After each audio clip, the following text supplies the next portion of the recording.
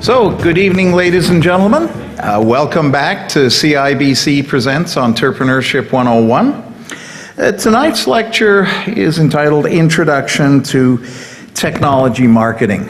And I cannot tell you how important marketing is to a technology company. I'm assuming that most of the folks here come from have a technology background, and let's face it, most scientists and engineers couldn't sell to save their souls.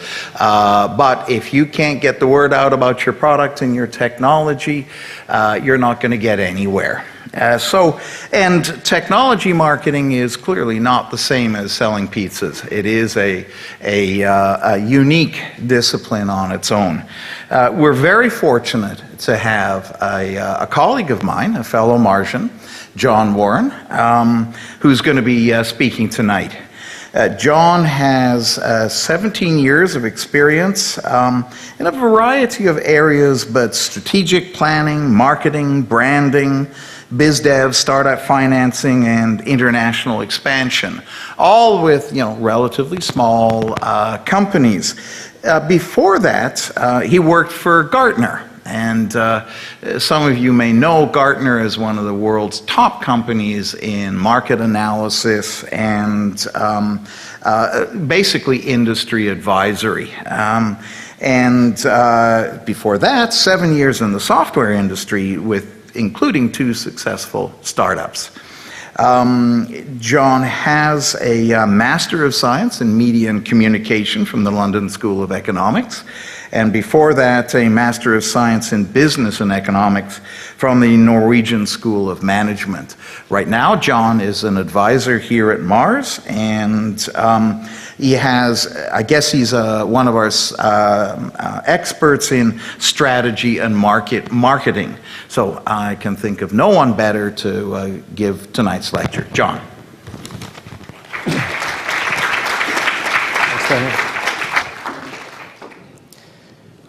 Thank you, Tony, for that introduction, and thank you, everybody, for coming here. It's been a rainy day outside, so I appreciate the efforts you've made to come here.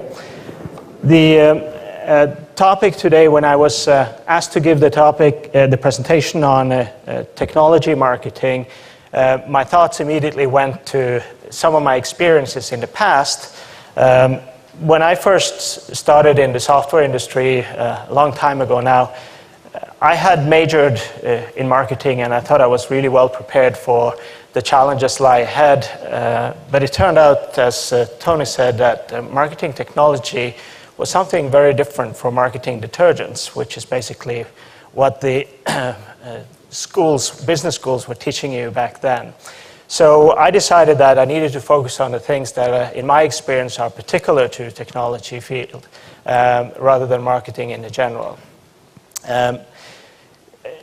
Today's content, the goal is really to convey to you some of the key marketing concepts in this particular field.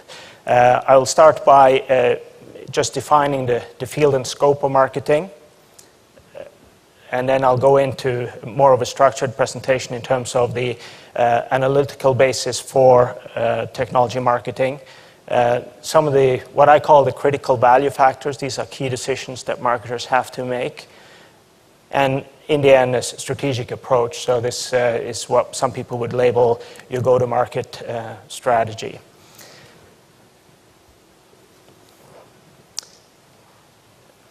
So starting off with the definition of marketing, this is a general definition, and I've just taken this one, lifted it straight from the American Marketing Association's website. They have an excellent dictionary there that explain all sorts of marketing terms for you. And the key point for me about the definition of marketing is simply that it is more than one thing. So if you look at the definition here, it says that it's an organizational function, but it's also a set of processes. And because it is that, it's kind of, sometimes marketing is considered as so wishy-washy discipline, which is something I clearly want to dispel with today's lecture. It has in fact evolved greatly over the last 25, 30 years, and is now a highly analytical field. Another concept that I'm pretty sure that a lot of you are familiar with is the marketing mix, and the only reason I'm putting it up here is because it defines the scope of marketing. In many people's eyes, marketing is simply what equates to one of the P's here, promotion, while in fact it has a lot of other areas of activity. So being part of the product process, delivering the premises for developing product, setting the right price in the market, and optimizing the distribution or place as it's called here, is also the responsibility of marketing. So the field is wide, and there are many activities and problems to solve for people involved in marketing. Now, when we talk about technology marketing, it is somewhat more specific than the general field of marketing. So the way we look at it here at Mars is it's not just about technology. We're dealing with early stage startups, the type of startups with very limited resources. So, our focus is where all of these three fields overlap, if you like. What is particular and what is critical in terms of getting a small technology company off the ground. So that's really what we're going to talk about for the rest of this lecture. So I'm going to start with the Analytical Foundation. And the key concept for me is really, well, let's just start in a different way here. How many of you work at startups or are thinking about starting a company? So a fair number. And how many have worked at a startup in the past? Very good, and it hasn't scared you away. How many of you have a marketing background, or either experience or through education? Okay, very good. So, just for mental purposes, assume that you have an idea, something that you're working on, either you're actually working on or you're thinking about realizing some plans. It'll be useful as we go through the exercise just to have sort of an idea of what you're up to. And in fact, when I'm not at Mars, I'm working on starting my own company right now. So, I'll take you through some of the things that I'm thinking about, because it's useful to sort of establish something. We have an idea, it's based on a number of assumptions, but let's put a stake in the ground and try to describe what that is and what's particular about it. So, what I'm involved in is a research and advisory firm, and it's focused specifically on clean tech. So what kind of problems is it that you're intending to solve for your clients? Is it an important problem? Is it a kind of a bleeding neck wound that needs immediate attention, or is it a more latent problem that maybe you need to tell the client that it's possible to go about doing the business in a different way? And how many is there that have that problem? What's the size of that market? And how is your competition solving this problem today? If they are addressing it at all, what's the current best practices out there?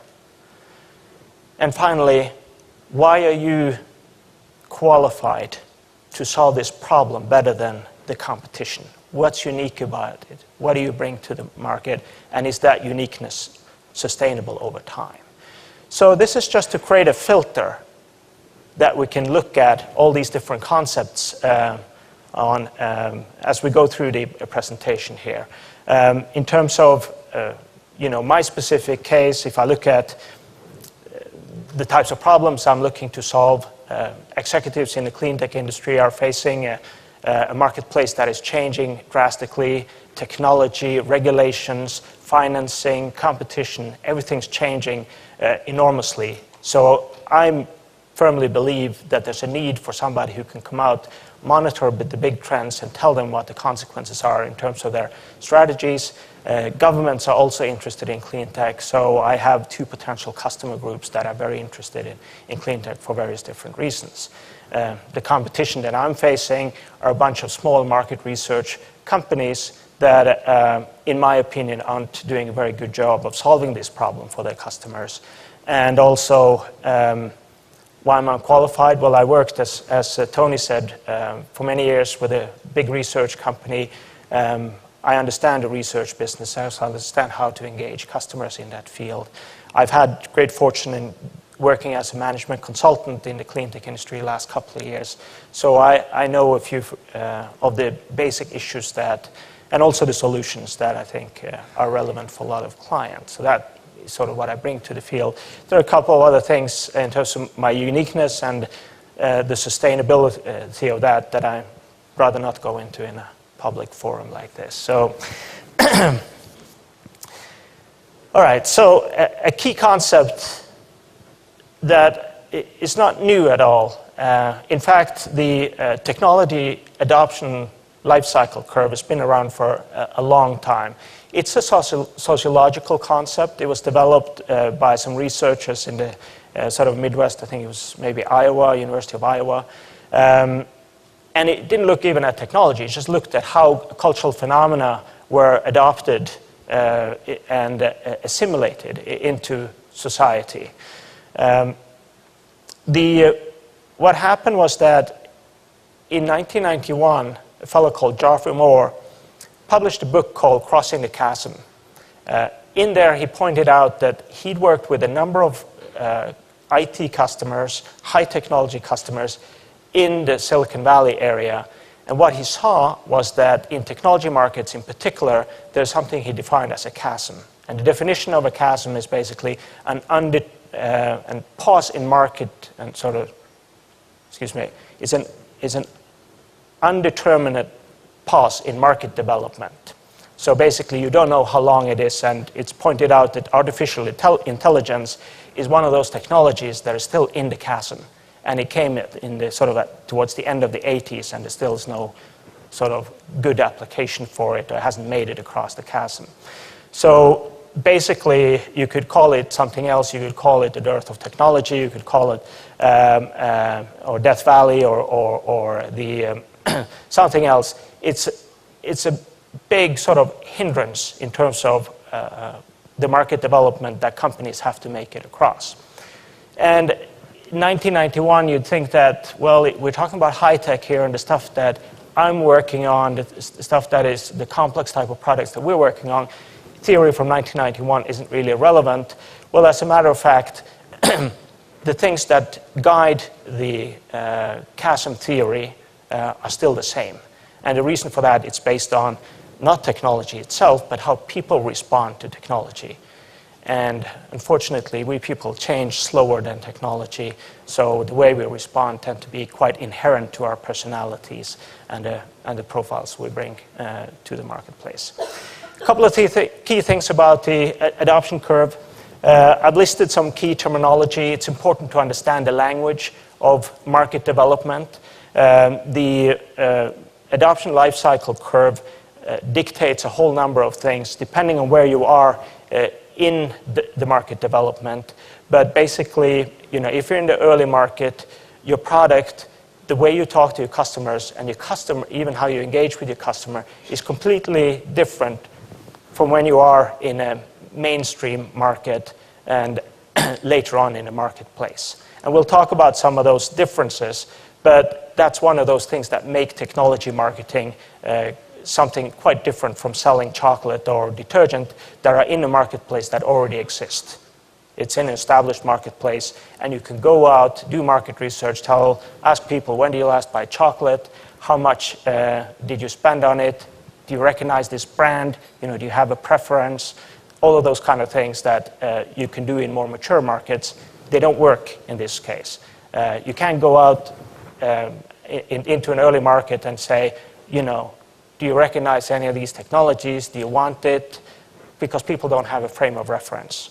So it's very, very different from a mature marketplace. The thing that determines whether there's a chasm in your marketplace or not is whether you're disruptive, or let's say how disruptive you are. And think about the word disruptive just for a second. It's synonymous with discontinuous, and what it refers to literally is disruption of the value chain. So the relationship that you have with your suppliers on one side and your customers and other partners in your ecosystem. And if you have a good technology, let's put it that way, what the nature of that disruption is that you're capturing more of the value in that value chain than what was captured before. So that's why people strive for having disruptive and bringing disruptive technologies to the marketplace, is because there's a huge inherent value if you can solve more of the problems that existed in the value chain than what was existed in the marketplace before. So this is an exercise. This is my kind of high wire slide here. There's a few things that we're going to go through looking at this. And this matrix I found in a book by a fellow called Paul Wiefels. It's published in, it was called The Chasm Companion. So he's worked with, Paul Wiefels worked with Geoffrey Moore for some time, and The Chasm Companion is kind of a handbook that talks you through the various chasm concepts. So it came out in 2002, so not too old, and it's a very practical, but if I may say, somewhat blunt tool. The matrix that we're going to plot are whatever idea we have into has two axes. One is gain, one is pain. So the gain axis is the horizontal axis, and we want to ideally score as highly as possible, so be on the right-hand side of the matrix. What it tells us is the benefit, the potential benefit that we can offer our customers. Now, the pain refers to the amount of effort that the customer has to go through to get that benefit. And because we're talking about disruptive technologies here, there is a whole lot of effort involved if you are really disruptive. So it's not necessarily a bad thing to begin with, but it also is the case that there's an optimal sort of route to go through this matrix. And it goes something like this. So if you start out, and basically the top right corner is the equivalent of being in the early market if you refer back to the technology adoption lifecycle curve. And then what you do is that you work towards making it easier for your client to get the benefit. And the easier you make it, the more customers you're going to get. So you move through the technology lifecycle by reducing the pain. So, in software terms, the pain could be that the customer would have to completely re-architect their IT system, buy a lot of new hardware, send their staff on extensive training. So, how do you reduce that pain? Well, you try to reduce the impact of your technology, saying it can work on more platforms, making it easier to use so the training is less, so those kind of things. So, the iTunes, iPod integration is a classic example of that, where the introduction of iTunes on a Windows platform and the integration of the iTunes with the iTunes Store made buying and managing the MP3 player much more attractive. I mean, the iPod had actually existed for about a year and a half before the iTunes Store came, and it had existed for 2 years before you got a Windows-compatible iTunes platform. And it wasn't really any volume in the iPod was like any other MP3 player up until that point in 2003, when Apple decided to come out with the Windows-based iTunes. But that suddenly changed the whole management of the MP3 player and opened up the market for much bigger audiences. So they moved down that axis, reduced the pain, made it very convenient, and to date, there have been 220 million iPods sold. Now, if you happen to sort of find yourself in the middle here, we call that the Twilight Zone. It's not a bad place to be necessarily because you have options. The worst place to be is where you have these kind of small, if anybody has played Minesweeper, it's my attempt at imitating Minesweeper. But the short abbreviation here is DOA, so dead on arrival. You basically, if you ended up in that part of the matrix, go home, brush up your resume, and see if you can do something else. So just very briefly on the strategies that you have if you're in the Twilight Zone. You can either try to capture more of the value chain, so increase the benefit that you're offering to the client. Alternatively, you can try to reduce the pain from the pain point where you are. It will make you a less disruptive product, but what it will do, and it will then take you just into a more mature marketplace. So these are things to keep in mind when we come back to talk about your specific product solution and how you want to configure your product solution. Okay, so in terms of the Analytical Foundation, at Mercer we advocate strongly that companies resort to research and try to establish as much as possible a fact-based decision-making style. And we believe in that so much so that we have a team of market analysts sitting upstairs and helping our clients on a daily basis do market research by both doing primary research and looking into secondary research databases. It's incredibly valuable for our clients because they get access to world-class research, and it's done in no time. And that helps put in place all the things that we're looking for about understanding the marketplace, the technology, the direction of technology, what are the customer problems out there, and so forth. The SWOT analysis is really not the particularly new analytical tool. Certainly, it's been around for as long as I can remember. It has two parts to it. It's an internal analysis, strength, weaknesses. You're looking to try to map out your attributes, your capabilities, and your assets that you can leverage towards the specific market opportunity that we're thinking about. And then it has an external analysis, is the opportunity threat. So you're looking at your outside environment, and the idea is to try to find out, okay, what kind of opportunity should I try to capture? What are the risks involved in doing that? A bit more analysis involved on the external side. You can look at pest analysis, which is kind of a macro analysis. PEST stands for political, economical, social, cultural, and technology. And what you're trying to find out with the pest analysis is basically what are the big trends that are changing our society and the marketplace today. If you're an early stage company, you'd like to know what are the wave that is going to lift me up. And if you're not part of a big wave, well, then we have a fundamental problem. So that's the first thing about the pest analysis. The industry analysis is basically it's Michael Porter's 5 forces, as many names.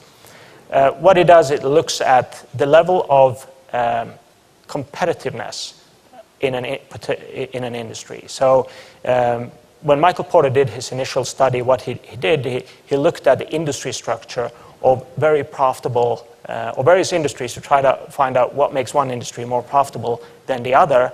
And so he looked at things like what are the barriers to entry in the marketplace, what's the intensity of the competition in the current environment, what's the threat of substitutes, your bargaining power versus buyers and your suppliers. And then finally, market analysis, which is more looking at your customer, what kind of problems do they have, what are their needs, so to say, and your competition, what are they doing in that particular marketplace. So that's gathering data, get a good solid understanding of the picture that surrounds you and your opportunity. And then we try to move internally and make some critical decisions on the basis of that. The first and most important decision to make is to determine the target customer. And this is a really difficult thing to do. Many technologies companies have very fundamental technology, and it can have many potential applications. But they also have, as we said earlier, limited amount of resources. So the idea of a target customer is to establish some sort of bullseye that allows you to focus your resources, not just in marketing sense, but also from a product sense.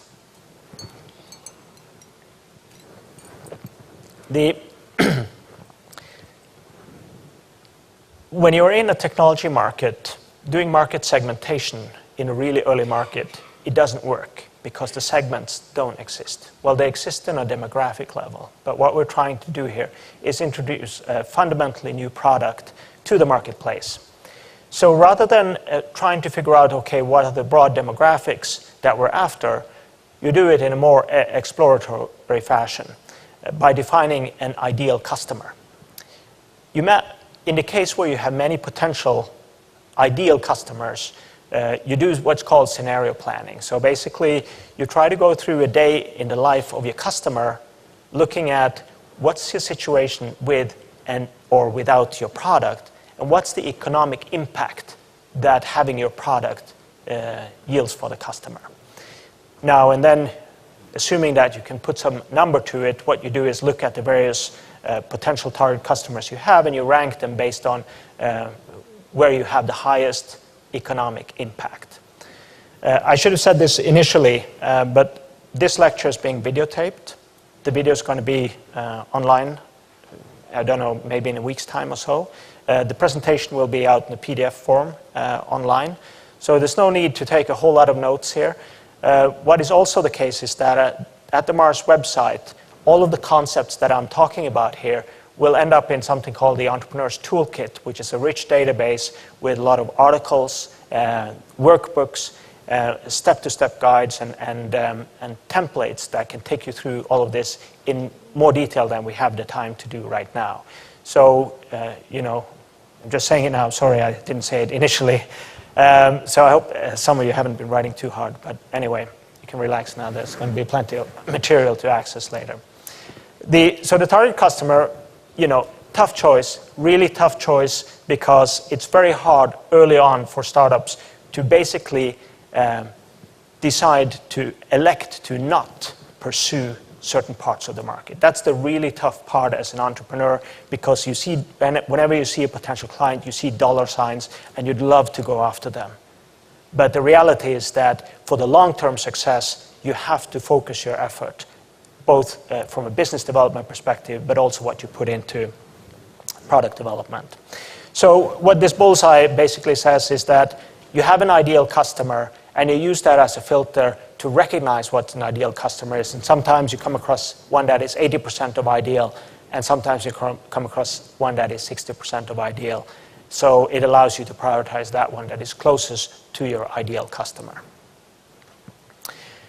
Next point is customer pain. Now, this is an expression that VCs love to use, and I'm not that fond of it, to be honest with you.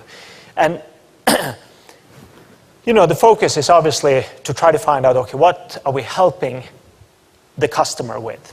But sometimes the customer has a latent problem. And actually, that's generally the rule when it comes to technology product. They go about their business. They think everything is fine until you come along and educate them and tell them that it's actually possible, Mr. Client, to do this in a very different way. So it's more of a latent problem than it's an obvious problem. If you're an obvious problem solver, then you have a great advantage in the market, because your sales cycle is going to be much shorter. But that's the exception rather than the rule. So customer pain, to me, suggests something that you're obviously aware of, but the reality is that you're not. You could refer back to the SWOT analysis. If you did a market analysis and looked at what the customer needs are, now you've become more specific. You've gone through the exercise of picking a specific customer, and you now need to relate the specific needs of that specific customer So that's what you're looking at. In sort of Clayton Christensen is a great writer in this particular field, and what he's been, the expression he's been used is that people have jobs to do, and it's the job to do that you need to focus on in terms of helping your customer. So when somebody goes to work one day, they know that they're going to be talking to people, solving problems, and writing about things or managing things. And you're going to have to find a way of helping them get that job done. That's how you see it. So you see it from a customer perspective, recognizes that there might be some issues that they're trying to solve, do faster, do cheaper, or do better in some way. And then finally, what you're looking for is the customer's reason to buy. That's not the same as your reason to sell. You might have the greatest thing on earth in your mind, but that doesn't mean anything to the customer. Just going back to what we talked about with jobs to be done, the customer sees things through their own eyes. And unless you can do the same thing, you're going to have a really hard time conveying what your product is going to do for them. So forget about how great you think your product is, be proud of it, but start thinking like the customer. The final part of this triangle of decisions here is the whole product solution. So we now have a target customer, and we know what kind of problem we're going to solve for that customer. This is really about designing what is the product going to be that will solve that problem for the customer. Now, the whole product solution, and I've used this illustration just to show that there's a starting point, and you develop something over time. So depending on where you are on the adoption curve, your product development can take various shapes or forms here.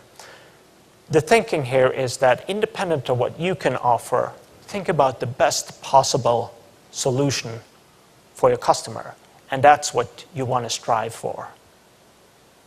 So you're going to start out somewhere, you have a core technology, and what's great about technology markets is that there are a lot of people out there, the so-called technology enthusiasts, that are interested in trying everything new. So you're going to find some early customers that are going to use this, and you're even going to find visionaries, as they're called, that will buy potentially your core product or even your extended product, but they'll buy it on the basis of the potential product. So really what you're trying to do here in this phase is describe the potential, the inherent potential in your technology.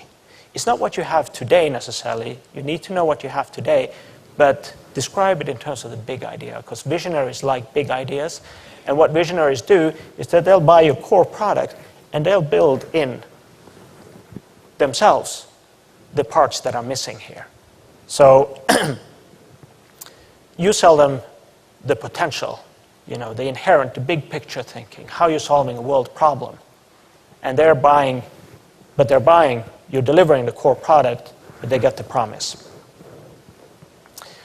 So over time, your product develops, and it develops in the direction of your target customer all the time. So as you move through the adoption curve, you cover the technology enthusiasts, the visionaries, and then you focus on a market niche. That's what's going to take you across the chasm. And at that point, you need to have what's called the expected product. So right off the gate, you don't have to build all of this. Have a core product, go out, start talking to your customers, do it as soon as possible. Don't wait. Start getting input from people. Start getting real-life impact. Don't stay in the garage or in the basement too long, because you need to talk to customers and get their input as you go along here. And then it'd be much easier for you to find out what is the expected product that is going to take you across the chasm.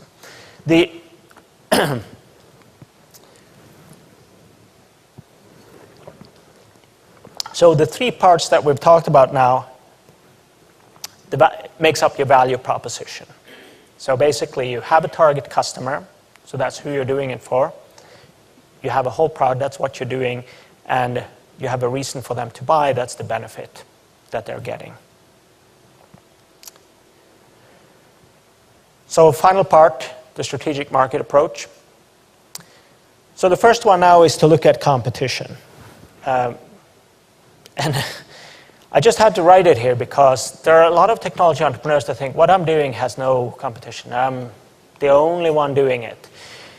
And it's possible that you are, but the reality is that the competition is the presence of choice. As long as the customer can choose to do something else but buy your product, and he can because we're not the Soviet Union here, then you have competition. In the early market, the competition is economic. Basically, it is, I'm selling chocolate, but the customer decides to buy milk instead. So it's not the same. He can't chew it. He opted for a drink. Fine. What you have to do to make yourself more attractive as in the early market is product leadership. So position yourself and invest in having your technology stand out. Make sure that they understand it's the best, and it'll make the choice seem better. Later in the market, you'll have reference competition. So this is competition. This is dark chocolate versus milk chocolate. And in this case, you're going to have to differentiate yourself. So that's how you solve that problem. And we're going to talk a little bit about differentiation because we have some ideas of how you can do that. But finally, the biggest competition you have is inertia. And what it is basically that the customer chooses not to spend at all. And in fact, that's what's going on in the Canadian marketplace right now. Because of the economic uncertainty, people are hoarding money instead of spending them. Now, from a technology marketer's perspective, you can compete through what I call FUD, fear, uncertainty, and doubt. Basically, you're trying to get the customer to realize that he's in big trouble if he doesn't do anything. But it's not something that is particularly effective. So the best solution is to wait and focus on those customers that care or that see what they recognize what you're trying to do. The inertia is caused by the idea that when you're selling technology to customers, you're asking them to commit to something new. They're committing organizational resources, money, time, and depending on the pain that we talked about in the disruptive slide, that could be potentially be a lot. And it could be a lot of risk associated to that commitment. And it's the presence of that risk and the level of commitment that causes people just to sit back and say, look, I'll just wait. So be prepared that most of the people you talk to, they may or may not see your value, but it could be their preferred modus operandi to just sit back and do nothing. So, and don't try to change that. Move on. So BOS is short for Blue Ocean Strategy, and it's a book that some of you might be familiar with. It's a book that talks about the basic concept in Blue Ocean Strategy is value innovation. Value innovation is when you do two things at once. One is that you take cost out of your offering. It's so-called irrecoverable cost that the customer doesn't want to pay for, and at the same time you add value. Blue Ocean Strategy offers a range of great visual tools to take you through the exercise of doing value innovation. So the example I have here is called a strategy canvas. It shows something that I think we all can relate to. It's Southwest Airlines. We understand what that is. It's low-cost airfares. And the way they differentiate themselves. So basically how the strategy canvas works is that on the horizontal side, you list all the competitive factors that matter when it comes to customer choice. Then you rate yourself and your competitors in terms of how they score. So are you scoring high, medium, or low? And you create a competitive profile by linking up how you scored on the various factors. And you can see here that what Southwest Airlines did is that they didn't just include other airlines, they also included car transportation. And it's one of the principles behind Blue Ocean strategy is that what you're trying to do is to expand the market by drawing in customers that weren't previously customers. So basically trying to get people to fly that previously preferred to drive a car. So they have created then a divergent profile, and that's the whole thing with the strategy canvas, is that you need to recognize when there's an opportunity for you to stand out on something that the customer values. So that's a principle behind, and that's a great thing about the Blue Ocean strategy, is that it allows you to do that. Next point here is partnering and distribution. I put them up here side by side because I wanted to sort of compare and contrast the two. Some people talk about partnering and distribution in the same manner, and while they might be the same, you choose them for different reasons, and that's why I put them up here like this. A partner is an implicit part of your value proposition. So going back to, and I'll show the visual here. Let's see. So basically, when you're creating your product early on in a market, you might decide that what I need to be able to go to market here is something more than I can build or want to build myself. So you go out and you find a partner out there that can help you complete, so that you complete the offering, so you can go out and start selling in the marketplace. So that's why you choose a partner to complete your product. So going back to distribution, that's about something completely different. You choose your distribution on the basis of what do they offer you in terms of avenues to your customer. Now, you're considering that on the basis of their coverage, on the basis of their cost, on their ability to engage the customer. So very different criteria than what you select partners on the basis of. Now, there are sometimes overlapping areas, and this is where, so I was talking to this company, they're a medical device company, or a client of Mars here, and in their particular field, it's impossible to go to market unless you're able to offer almost in-practice support. So you have to have an enormous amount of very skilled people that are able to go into doctors' offices and offer hands-on guidance and support. And in those cases, your distributor and your partner might be the same, because it's impossible. Basically, the skills that they offer right there in the doctor's office complements your product, but it's also your distribution channel. So it makes sense that those are the one and the same. So we looked at this already. Now, just one thing more about distribution here. This is an example for the software market.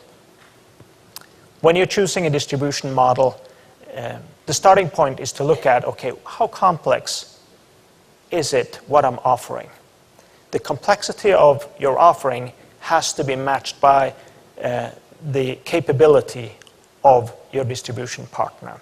So there's a synergy, which means that basically you have to look at, within the funnel, finding a distribution model for that kind of balances the two. Now, once you find that, let's say you have a very complex product and you want to go with a systems integrator because you know they can handle the final mile to the customer. What you do then is you look at other things like, okay, what's their geographic coverage? Do they have any specialties? What's the cost? Not at least. And what kind of flexibility do they offer around the agreement? So that's more sort of practical, but this is the first decision you make, and then you look at the more practical details for distribution. Pricing is actually more of a, this is where there's more art than science. And at Mars we have a range of clients, life sciences, clean tech, ICT, and to talk about pricing in a way that is other than high level is relatively difficult. So I'm just going to go through some of the key criteria here for pricing. When it comes to technology products, the basis for any decisions is the value that you're offering the customer. And the deeper understanding you have of that value, the better it is in terms of your ability to determine a price. So for instance, look at how is that value delivered. If you're selling newspapers, the value is delivered on your doorstep every day. So you have an ongoing relationship as opposed to a one-off transaction. You're selling a chocolate, somebody eats it, and there's no basis there for having an ongoing relationship. You hope the client comes back, but that's it. So, and the other thing about value is how does your client or the customer perceive the value? So you might have very sophisticated spreadsheets that are trying to model how the value is captured on the client side.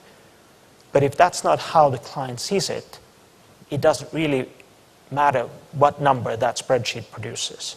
So part of your sales job and your marketing job here is to communicate that value. So you sensitize the client to all of those parts, but in reality, the value, the price that you're going to get from your customer is going to be much lower than the objective value that you're delivering. Obviously, pricing is very central in the customer relationship. It's critical for positioning. It's very hard to price something, come out and sort of claim a leadership position if you are the lowest priced offer in the marketplace. And, avoid, one of those complex spreadsheet exercises again, where you're trying to optimize your revenue, but at the expense of clarity of communication with the customer. So if you have to pull up a big sheet that explains a lot of different things every time the client asks for a price, then that's not a good sign from a client perspective. The client needs to know clearly what's going to be at the bill at the end of the day. And if you can't tell him and give him a simple answer for that, then you need to go back to and possibly do some adjustments to that pricing model. Finally, this is just a personal recommendation: be fair. If you're doing something that the customer doesn't perceive as being fair, if he feels that anyway you're trying to screw him over, then you won't get far. You're part of what small companies depend on is references, and you want to create a good buzz rather than bad buzz in the marketplace. Already talked a little bit about positioning. Positioning is not something that exists outside in the world. It exists inside your customer's mind. There are different ways of explaining it, but basically what you're trying to do is to establish a way for the customer to think about you, so that when he has a specific problem, he thinks that you have the solution to that. If you want to buy a car, what do you think of? I'm sure you get all sorts of answers around the room here. Some would say BMW, other would say, a Chevy or something like that. But the reality is that, advertisers have worked really hard to build up that position in our minds, and not just the advertisers. Based on the conversations you have with everybody and what you see out and about, everything shapes that positioning. So the importance of positioning from a marketer perspective is that when you're developing and marketing a completely new product, you also have to invent the language and give your customers the language that they can talk about your product to. If you're trying to sell to a corporation, what happens is that you go into a meeting and you meet with somebody, a representative for that company. He might be very interested in buying your product. But the reality is that he's not making that decisions on his own. He has a boss that he needs to report to. He might need to get buy-in from a whole lot of people So what you're doing is you're furnishing with the ability to describe what's good about your product and why it should go with you. So positioning is really, it's more about language than anything else in my mind. What we have here is sort of a template that's widely used for creating a positioning statement. The different components of the positioning statement we've already talked about. They're your target customer, they're the reason to buy, they're your competitors, all of those different things. But here's where you have the opportunity to create something unique for the customer in terms of talking to them and enabling them to understand and make sense of what you do. So when I was talking to another Mars client earlier this afternoon, she's going to a trade show, and we were looking at her positioning statements, and we were talking about the importance of positioning. And she said, this is the first time we're going to talk to customers, I've identified a lot of visionaries that we're going after, and I need to know that I'm coming out with the right language for them to relate to, so they can make sense. This is a very complex product. It does very complicated things. And if you're introducing that to people that didn't know that this was possible before, you have to do them the favor also giving the language so that they can talk about it and make sense of it for themselves. So just an example at the end. How many here has a Tebow? Okay. The folks from the media industry, typically. Well, a personal video recorder then. Okay, few more hands. So established in '97, Tebow created what's called a digital video recorder. Now, it was labeled back then as something that had the potential not just to kill and capture the video recorder market, but actually to kill commercial television. And that was because you could skip over the advertising. So with Tebow, nobody would be watching advertising anymore. And there was a sort of a big concern in the media industry about this. I worked at Gartner at the time, and our media analyst, wrote page up and page down about Tebow. I learned, and this is how effective their launch strategy was. I learned about Tebow by watching a Jay Leno show where Samuel L. Jackson was talking about his Tebow and how he liked recording everything where he appeared. Every show that he appeared, he said, I'm a celebrity, I'm vain, so what's wrong with that? But they basically had a bunch of celebrity evangelists out there talking about the product. They got a lot of airtime, so their brand is relatively well known. The problem is that their revenue peaked in Q3 '07 at 133 million. And for Q2 '09, which is the latest numbers that are available, they're at 106 million, down 20%. Now, they actually did present their Q3 numbers last night, and I haven't updated this, but last time I checked, their stock price was a little over $10, down from $70. So something's gone wrong at Tebow. They initially, the problem they were trying to solve was time shifting, allowing people to have the best possible or watch television programs and compose their own sort of viewing schedule as they wanted. The challenge was that, their research at Tebow showed that people didn't like their VCRs because they were too complicated to use. So they didn't want to be positioned as an alternative to the VCR. So this is where language comes in. They couldn't use VCR in their positioning statement because it actually would lead them into a space where they wouldn't want to be. So what they did was they positioned this as a personal TV network, and it backfired.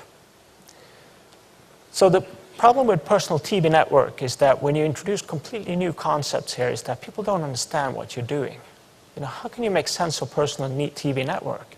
And the other thing is that it didn't address the customer pain, and in fact, I think it worked the opposite way. Personal TV network, does that sound any simpler than a video recorder? To me, it sounds, anything with network in it sounds kind of complex, I think. So that was a big fail. They should have worked with the evangelist at Future Shop. You know, the store folks at Future Shop, instead of people that we like to watch, but we don't really relate to. And you know, I'm pretty sure that when Samuel L. Jackson got his Tebow, he had one of the senior executives at Tebow drive home and set it up for him. So he hadn't to do it himself. So it doesn't work for me. And finally, this is the hard truth about technology market is if you get something wrong once, that might be the end of it. The train has left the station. That's all. Thank you very much.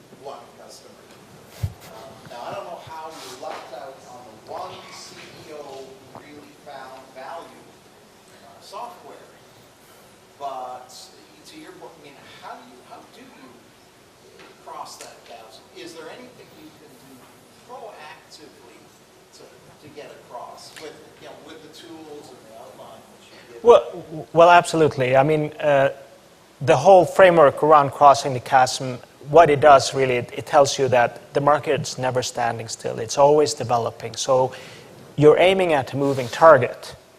And your aiming has to result in a way that your positioning statement has to change all the time. Your product has to change and evolve with the market.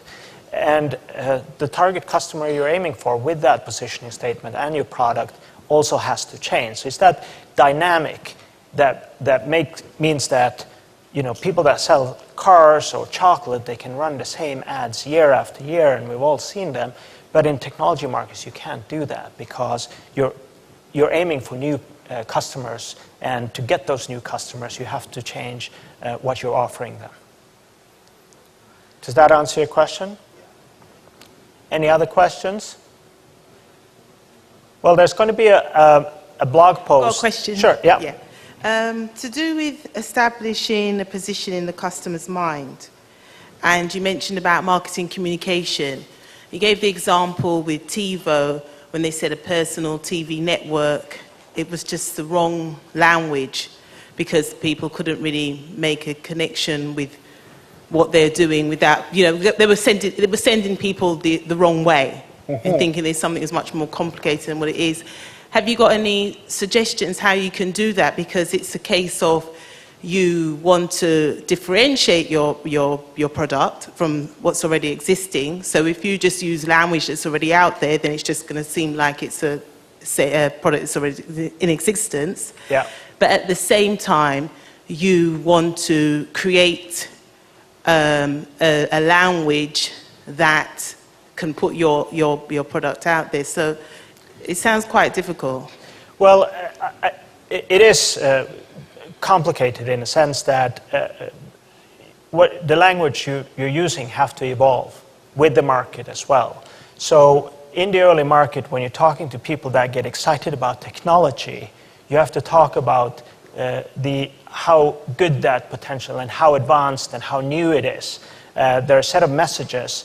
But more than that, there's a specific type of media you have to use, and that is also particular to that audience. So if you're trying to get, you just have to be very particular and dynamic in the way you go about crafting and delivering your message, changing your media and how you display it, and so forth in the marketplace. So once you come to across the chasm and talk to more sort of business-oriented buyers, then your language goes from being about the product and how sophisticated it is, really to saying the product's rather simple, and it just delivers you a great benefit.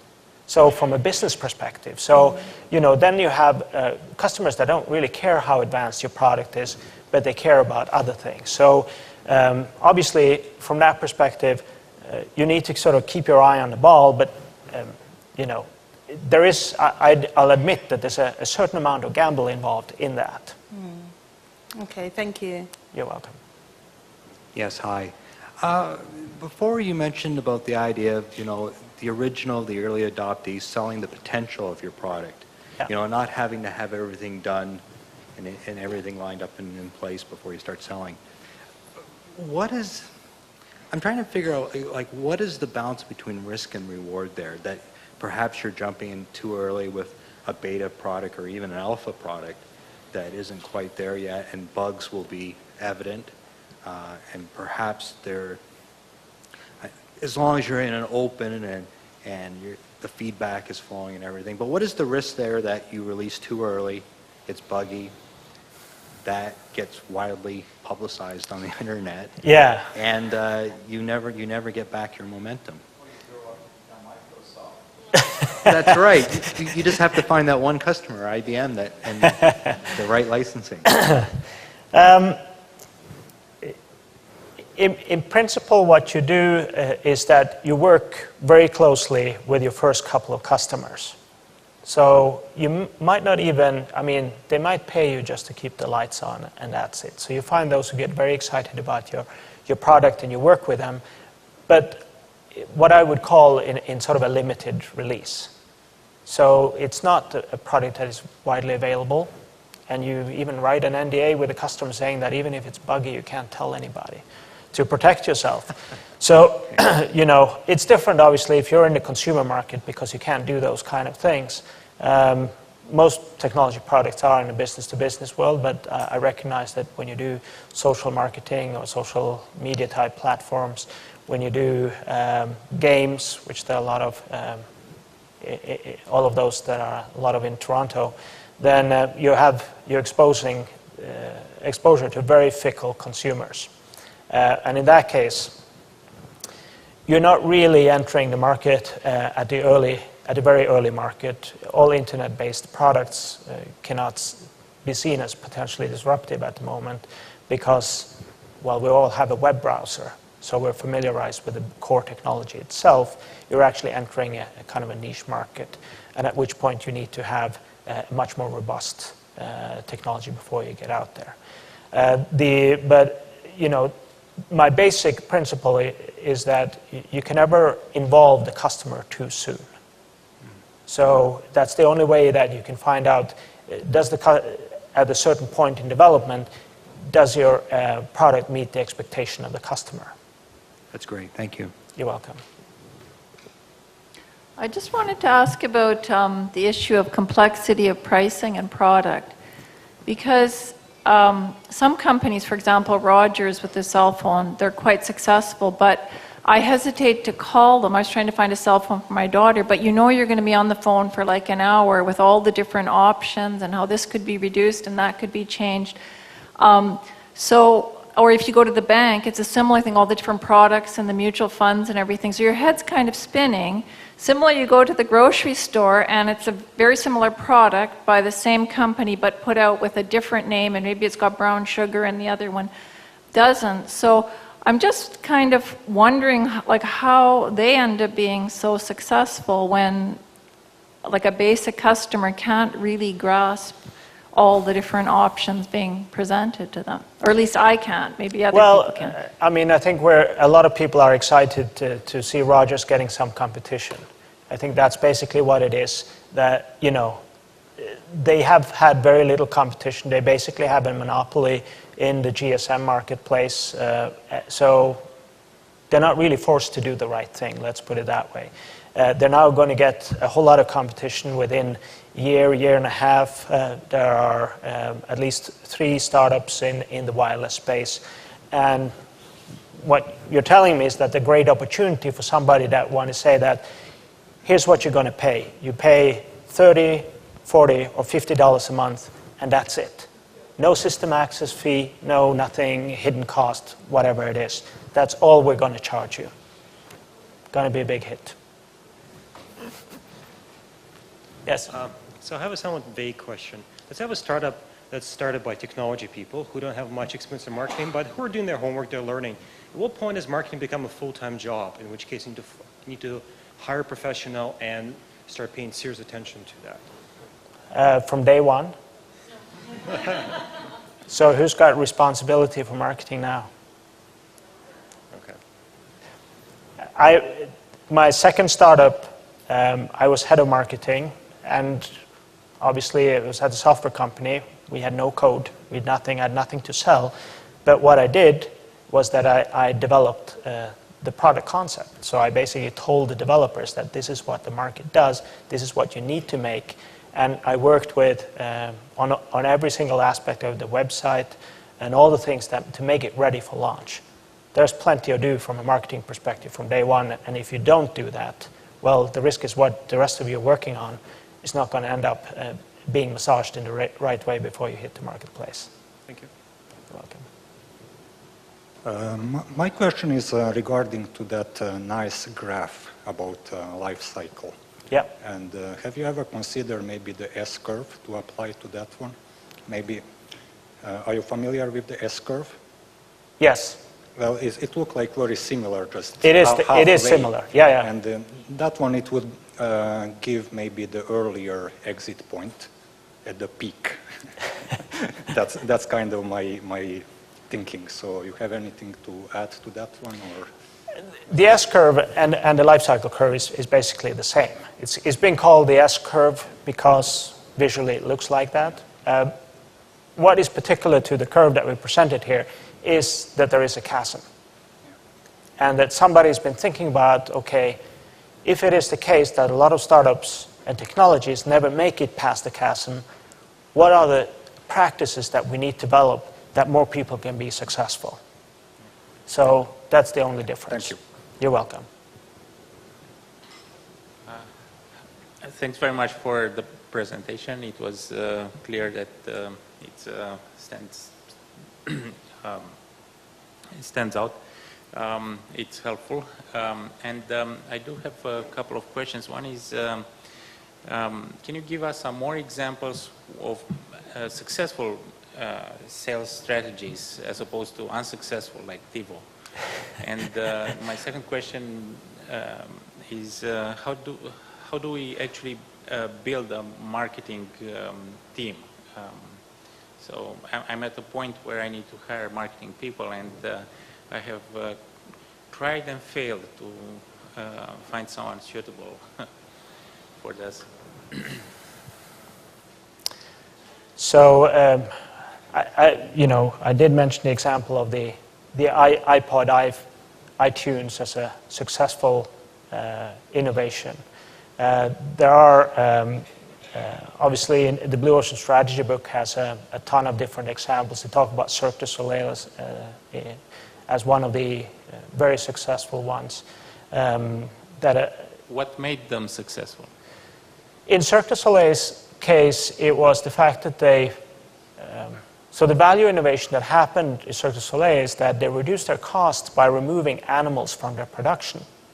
So they took out a lot of cost because people didn't really care that much about it, and they replaced it by increasing the standard of their seating, the tent, and the whole experience to almost up to theater levels, so that people would pay more for the experience itself. So it was that, you change it around so that it landed somewhere in between, traditional theater and circus, but still with a very low cost base. I mean, I was just a couple of weeks ago at the latest Cirque du Soleil show. They're still in a tent, but they charge you over $100 per ticket. So they're doing pretty well. Another one was what's it called, that wine brand? Yellowtail. Yes. So the other case was Yellowtail, where basically Yellowtail changed they wanted to address people that didn't drink wine, and found out, okay, why didn't they drink wine? Well, it's complicated to buy wine. You need to know about vintages and grapes and all sorts of stuff. So, and that's what ends up happening is then they go in and they just go for beer because they don't want to look like fools when they buy wine. So what Yellowtail did was they introduced red and white. Simple as that. No sort of very complicated labels or anything like that. And it became very successful also because they had a successful in-store promotion campaign. But they simplified the choice for people, something that no other winemaker up until then had been thinking about. So to the other question about hiring, a place like this is a great place to network. There are a lot of people here that work as independent consultants. Use your network to find the type of people that you're looking for your business. Start out by hiring people that can work with you part-time as a consultant, and then as your venture grows, you can look at hiring them or somebody else at full-time. So, how do you incentivize a part-time consultant? You pay them. Salary, benefits, or they'll invoice percentage? They'll invoice you for the amount of hours or for the days or a retainer fee, however you set it up. So thank you very much. If you have a technology based startup, I'd advise you to go up and see our advisory services here. These are the types of questions that we work with our clients to try to solve every day. You're welcome. Yes? Hi, thank you again. So I'd like to hear your thoughts on what is increasingly deemed socialized communication, social media, how that relates to positioning in particular. There's a very interesting mix of unmitigated flow of information from consumers, both business consumers and consumers. And there is a strong mix between people that are essentially propagating your marketing positioning and marketing communications and those that are just speaking their mind. Thoughts on that shift in communications in general? Well, I think there's a strong trend generally in communication towards more openness. And it's clear to me that some companies are more comfortable with that than others. But the social media is part of enabling that kind of two-way communications. And if you look at a company like Procter & Gamble, they've gone through an enormous cultural change towards being more open and made it a competitive advantage. You now have websites that Procter & Gamble call Try and Buy or Help Us Develop. So they engage their customers. And for a company like Procter & Gamble, that's worth an enormous amount because they essentially have no direct customer contact. They sell to retailers. They don't sell to the users of the product. So they're using the web to get that communication going, the openness about what they're about. We're launching, somebody here asked about, getting a better product out to what it is. Well, here's try our new shampoo. It may or may not work and give you curly hair. Whatever you're looking for. So, they're open to getting that kind of feedback and they're engaging with them. And it's eventually what it does is that it's lowering the risk. So, from a marketer, it's a fundamental change in attitude. Procter & Gamble used to be the best advertisers. They were, I think they even won an award for being the best advertiser of the 20th century. And that's because they're good at one-way communication. They were crafting a message, they tested it incessantly so that every single word that you would see come out from Procter & Gamble in their ads, on their packaging, wherever it was tightly controlled and engineered. What has happened since is that they have relinquished some of that control to the benefit of engaging customers. And I think that's a change that we're going to see more and more, is that customers care about brands, they care about the things that they do in their life, and they allow big companies like Rogers and Apple and the banks to be part of their lives, but they want to say in what these companies are doing as well. And if you're like Rogers or a big bank in Canada, they're not open to that. at the moment. So there's some growing up to do on the part of those banks, I think, or Rogers, if you like, or they're not. I'm not talking about Rogers in particular. I mean, they're my telco, but I don't think the other telcos are any different. So I'm not making it. They're just symbolic here. Did that answer your question? I wanted to raise the point, so Okay. thank you. I appreciate that. All right. Yes. You're welcome. All right. I think that's it. One thing. Okay. To the question about examples of successful campaigns, think back to Harry Rosen's lecture. Yeah. You know, the pain point where there was the perception that high-end menswear was really complex. Who remembers the marketing campaign? What was the tagline? Whatever suits Harry. Ask Harry. Yeah. So, you know, the simple message, ask Harry, I just think is another classic example that led to success. Anyway, would you join me in thanking John? Thank you.